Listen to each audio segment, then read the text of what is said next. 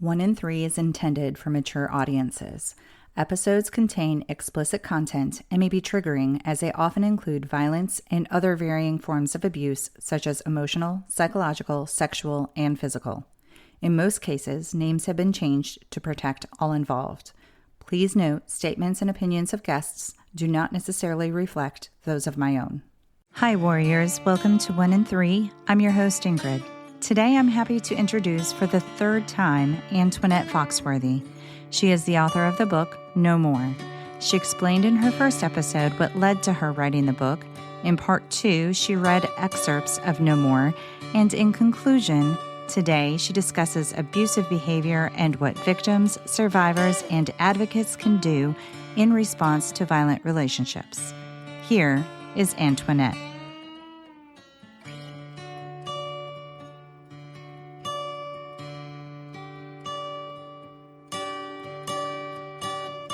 Welcome back, Antoinette. I'm happy to have you again. Thank you. It's wonderful to be back here. And today you're going to go through some information I think will be very helpful to the listeners after hearing why you wrote the story and hearing parts of the story, and then now taking all of that information and discussing what's helpful for either those who are in domestic violence situations or those who know someone that is. Perfect. That's exactly what I'd like to do, because sometimes I think we don't give people enough information about what do you do if you find out someone is in that situation. So with all my research, I got some ideas. What I'd like to talk about is what I learned through all my research and what we can do in situations.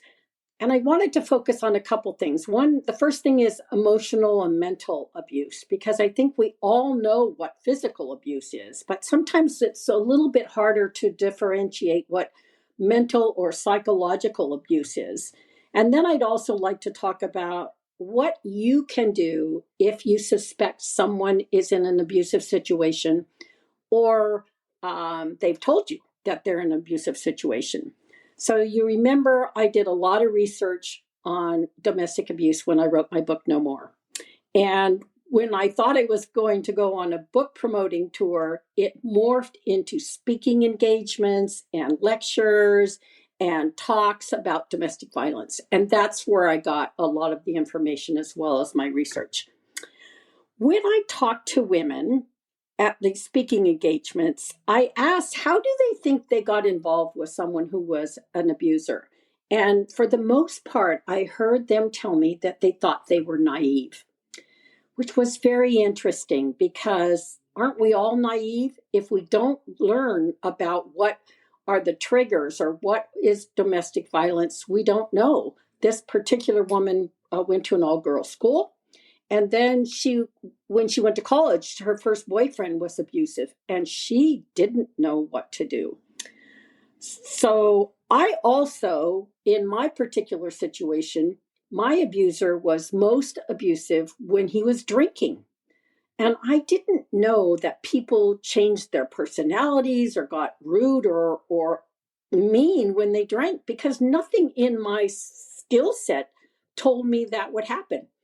My parents drank. I had other people who drank, but I didn't know you got mean. So these are things I couldn't relate to. So the reason I'm doing the podcast is that hopefully we get a little more educated on what is abuse, and that's what we can do.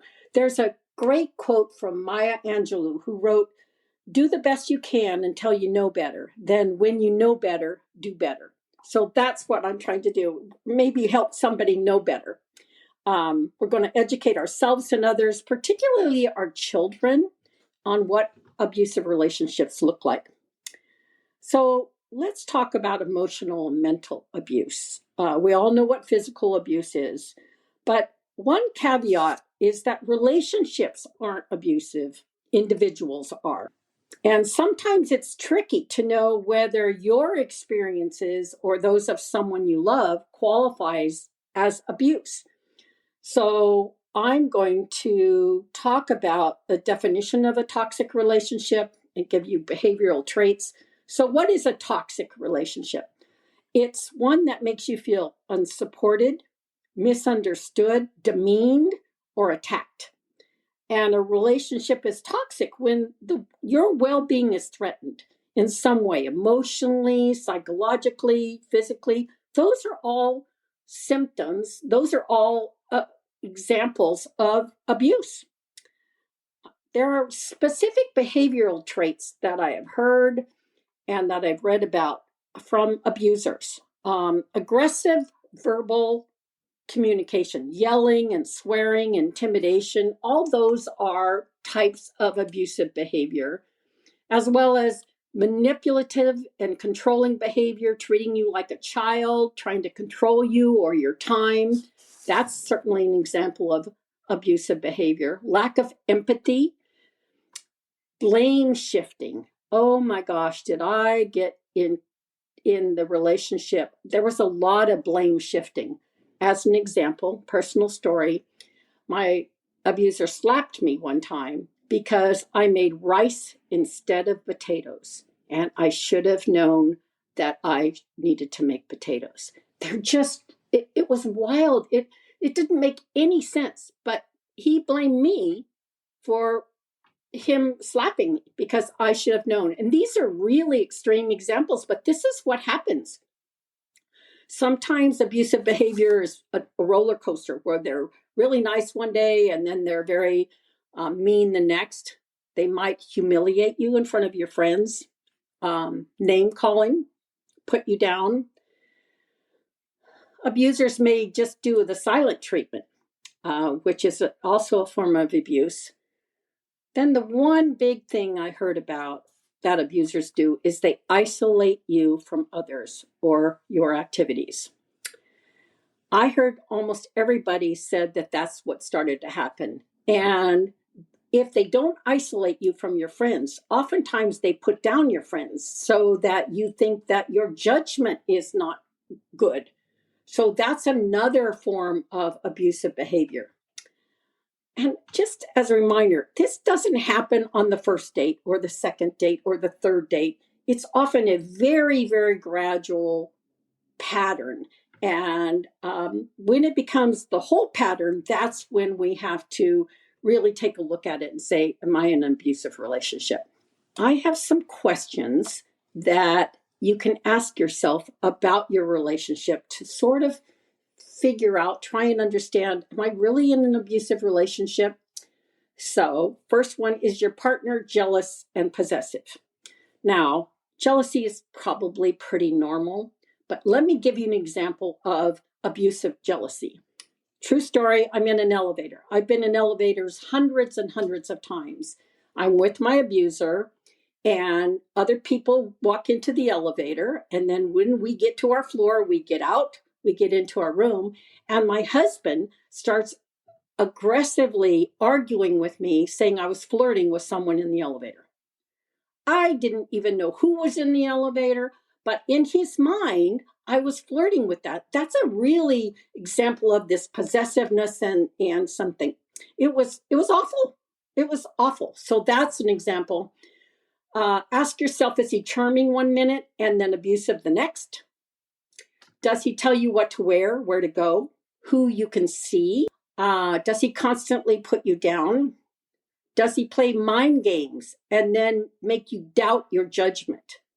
Does he control your money or make sure you are dependent on him for everyday things? I found this a lot when I was in Utah. When I was speaking in Utah, many of the women were stayed at home with their children. So the man was the wage earner, and they told me that they were really restricted on the things they could do, even so much as he wouldn't put gas in the car, so they couldn't go anyplace. I mean, it was pretty tough stories. Does he pressure you to have sex when you don't want to? Are you starting to walk on eggshells to avoid making him angry? Now, everybody who's been in an abusive relationship knows exactly what this is. You tiptoe around. I became very introverted, which is not my normal personality. And when he was drinking, I disappeared. I tried to avoid him at all lengths because I knew that was one of, no matter what I did when he was drinking, anything could be a trigger. Does he control your access to medicine or care? Does he monitor or track your movements or messages? So many women told me that their abusers put tracking devices on their cars now. That's really possessive. That's a sign that somebody's gone over the top. Does he use anger and intimidation to control you? Sometimes that's what they do.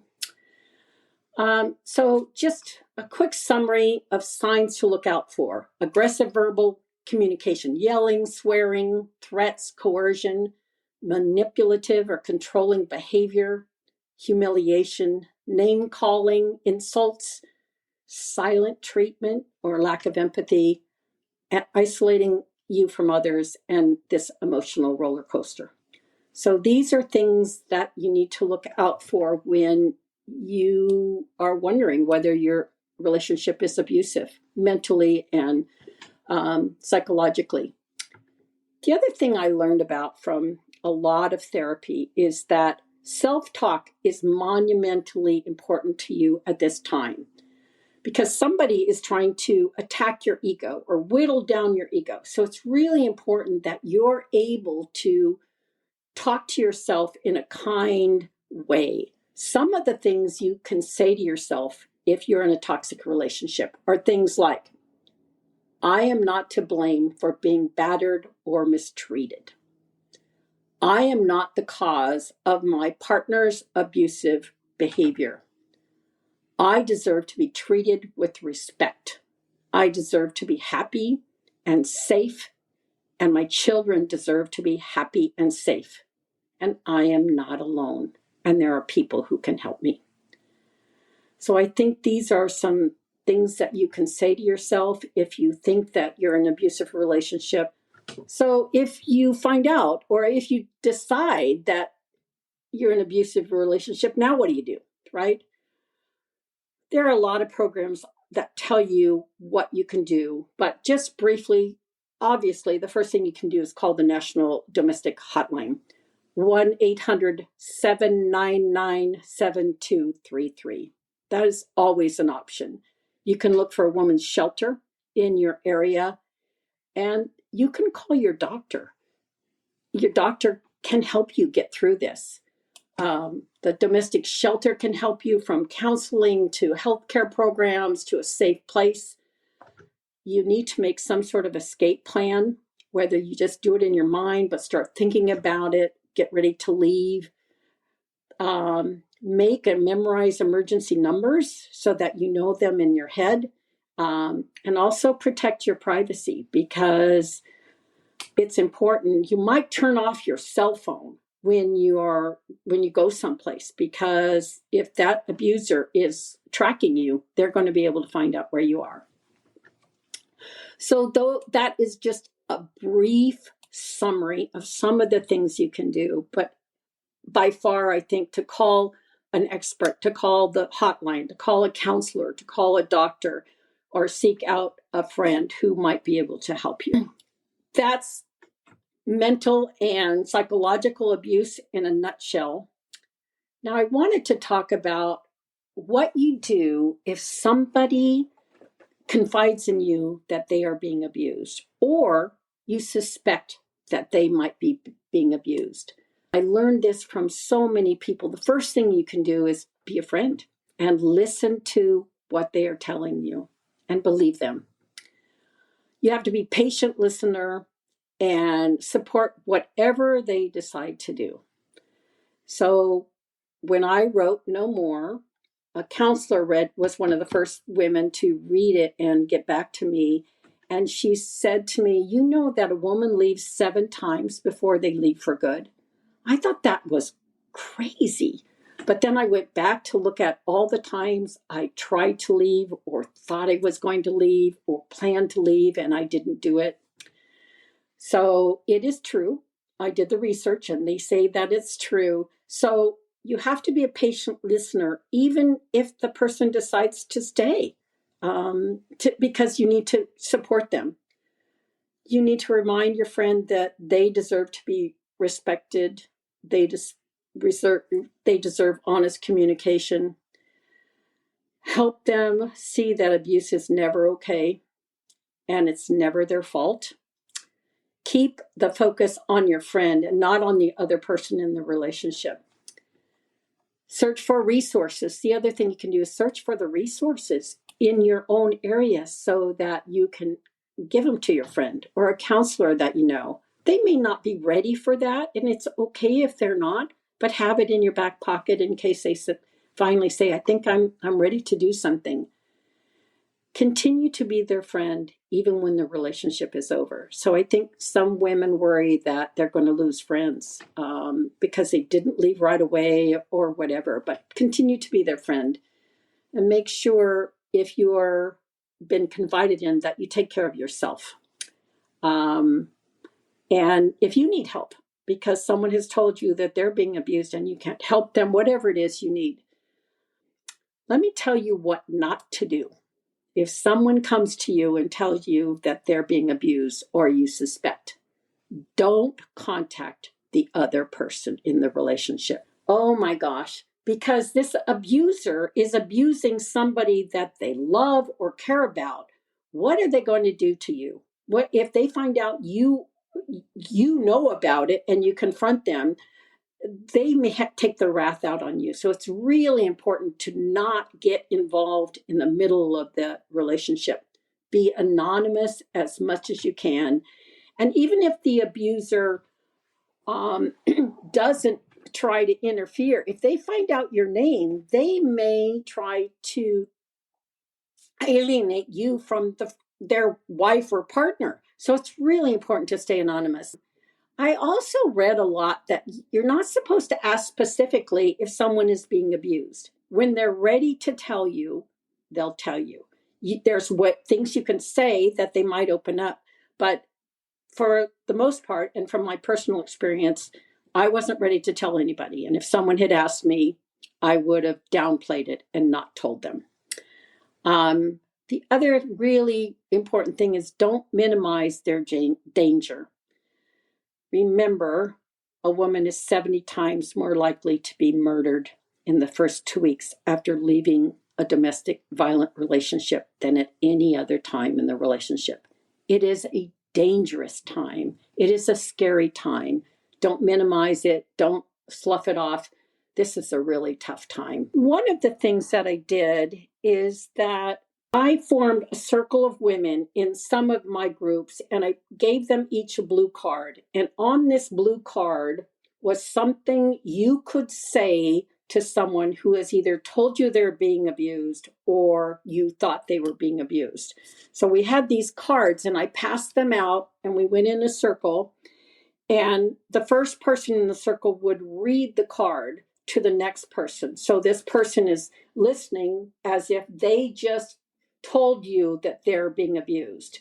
And then after this person spoke, they turned around and went to the next person and told them. So you play the part of both being abused and what to say if somebody told you they were abused.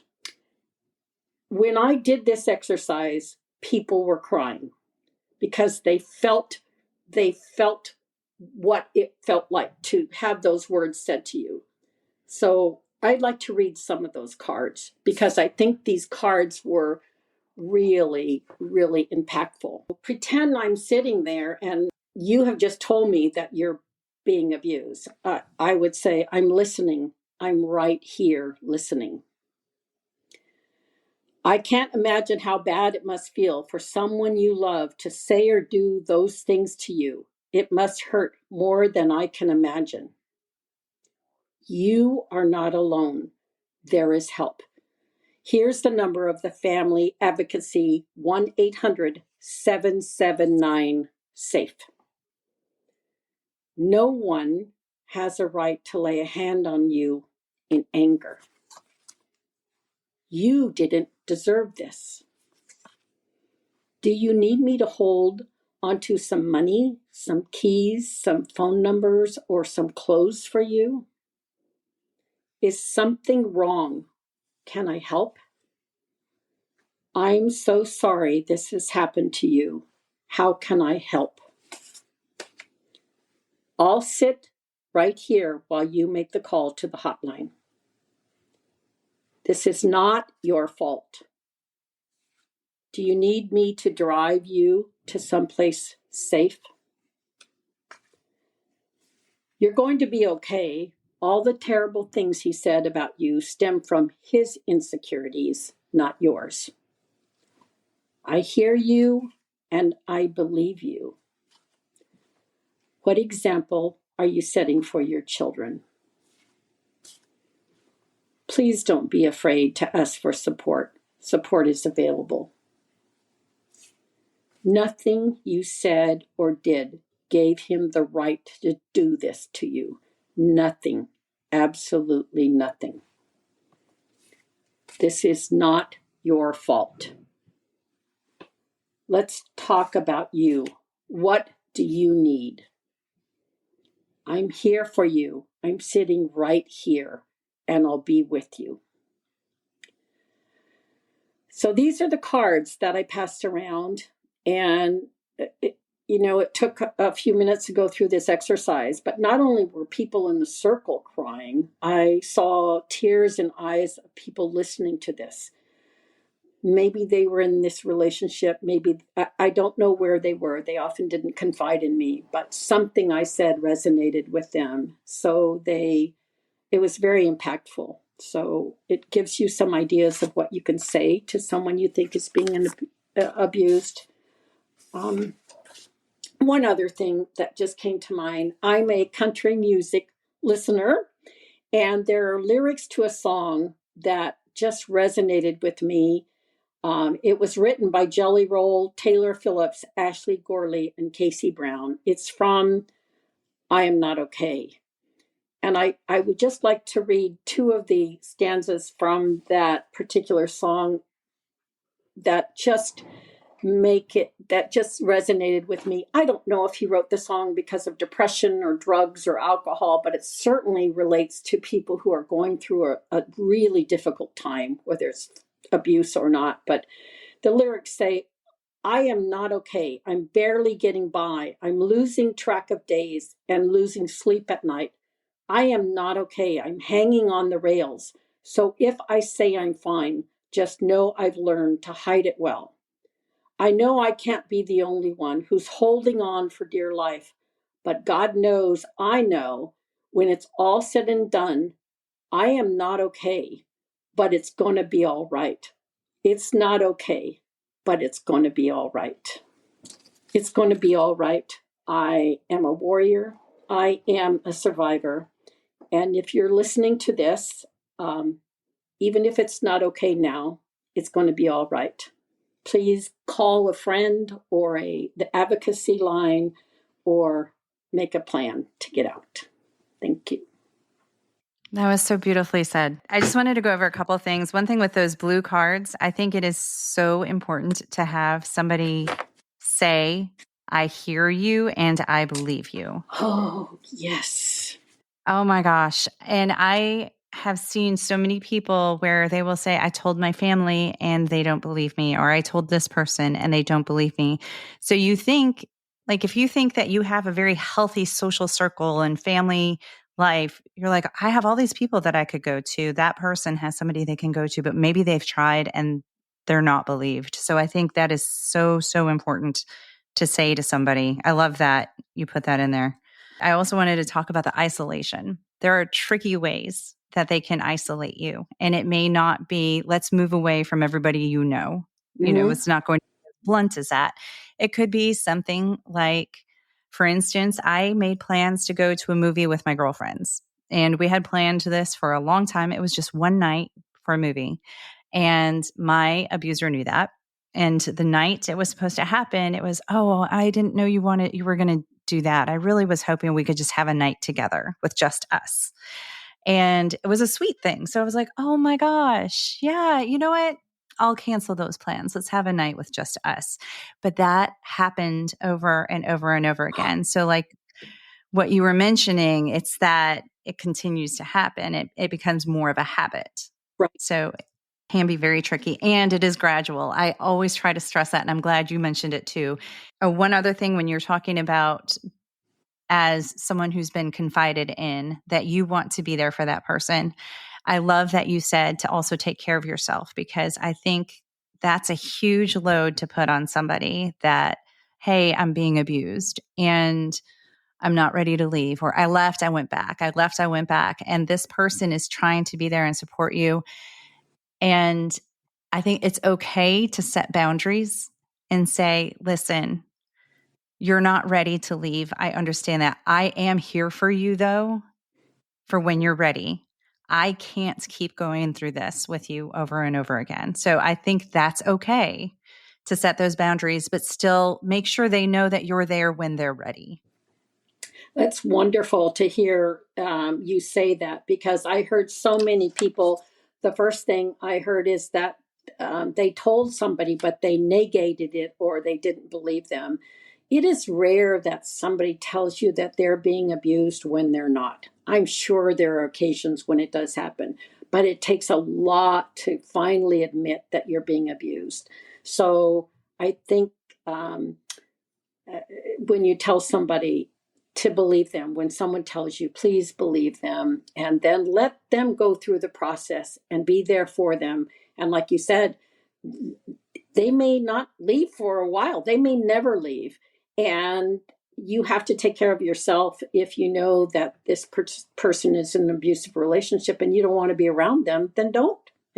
That's okay.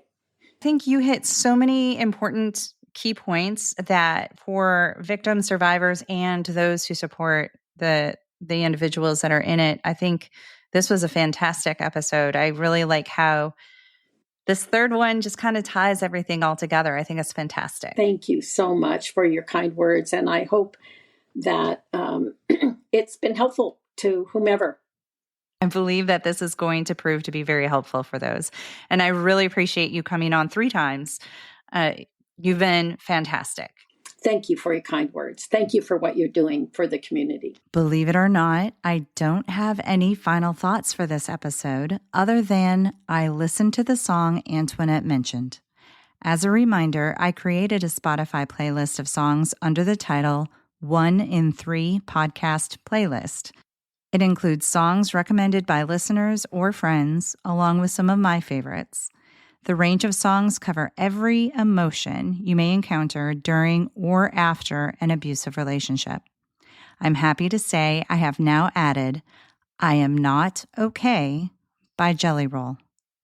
I would like to once again thank Antoinette for taking the time to join me a 3rd time, and thank you for listening. The links to her bio, how to purchase Antoinette's book, No More, and the podcast playlist are all found in the show notes. I will be back next week with another story for you. Until then, stay strong, and wherever you are in your journey, always remember, you are not alone. Find more information, register as a guest, or leave a review by going to the website 1in3podcast.com. That's the number 1, IN, the number 3, podcast.com. Follow 1 in 3 on Instagram, Facebook, and Twitter at 1 in 3 Podcast. To help me out, please remember to rate, review, and subscribe. 1 in 3 is a .5 Pinoy production. Music written and performed by Tim Crow.